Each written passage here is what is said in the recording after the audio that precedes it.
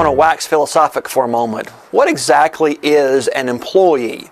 By definition, an employee is a person who works in the service of another person under an express or implied contract of hire.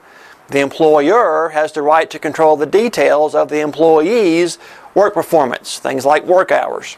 Sounds pretty straightforward.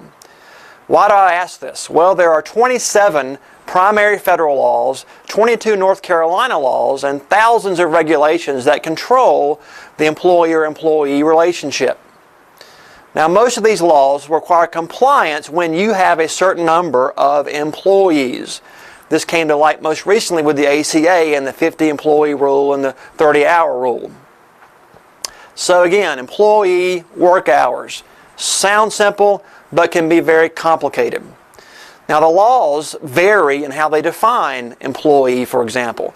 There are a number of factors considered by both the IRS and the U.S. Department of Labor in determining if an employer or worker is an independent contractor or an employee. Here's some general guidelines. With a true independent contractor, the employer does not control the means and manner of how a project is performed, but only controls or specifies the expectations or end results. Generally, an individual who must follow another person's instructions as to when, where, and how work is performed is an employee.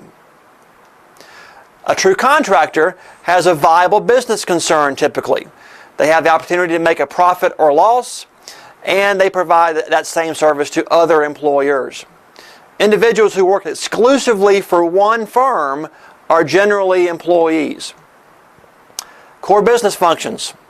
If you use an independent contractor to perform the core business functions of your business, then more likely they're going to be employees. Typically, contractors work on secondary or around the edges types of business like your maintenance or your janitorial services, not your core business function.